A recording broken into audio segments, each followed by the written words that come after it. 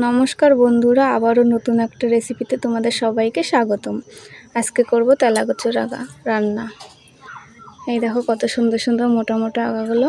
তোমরা কে কী নামে চেনো কমেন্টস করে জানিও।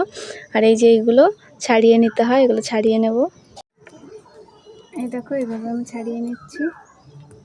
এই দেখো এগুলো ফেলে দিতে হবে।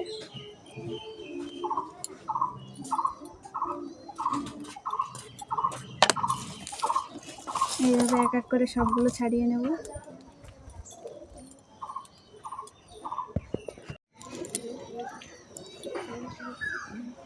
রোদ্দুরের জন্য তাকানো যাচ্ছে না। এই ঢেলা মাছ দিয়ে রান্না করব, ঢেলা মাছের মাথাগুলো দিয়ে এই তেলা কচুর আগা। দেখো বন্ধুরা, সব ডাটাগুলো আমার কাটা হয়ে গেছে, বেছে নিয়ে কেটে নিয়েছি। একটা গোটা আলু দিয়েছি কেটে, আর এখানে নিয়েছি কাঁচা লঙ্কা আর রসুন। ফোড়নে দেবো রাঁধুনি। মাছগুলো কেটে ধুয়ে সব ভেজে নিয়েছি। এই মাথাগুলো আর লেজ দিয়ে রান্না হবে।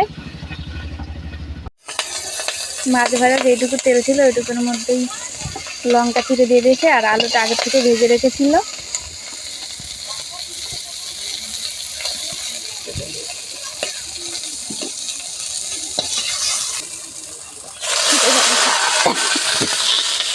কড়াইতে তেল দিয়ে আলু, লঙ্কা চিড়া আর হচ্ছে দিয়ে কেটে রাখা শাকটা দিয়ে দিয়েছি। হলুদ গুঁড়ো দিয়ে দিয়েছি, স্বাদ মতো লবণ। শাকটা হালকা ভাজা হয়ে গেছে, এবার জল দিয়ে দেবো। জল দিয়ে দিয়েছি, 5 মিনিটের জন্য ঢেকে দিলাম।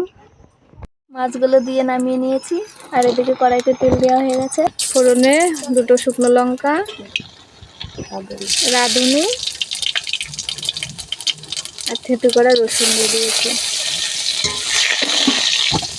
ভাজা হয়ে গেছে ভালো করে। এবার তরকারি কত সুন্দর।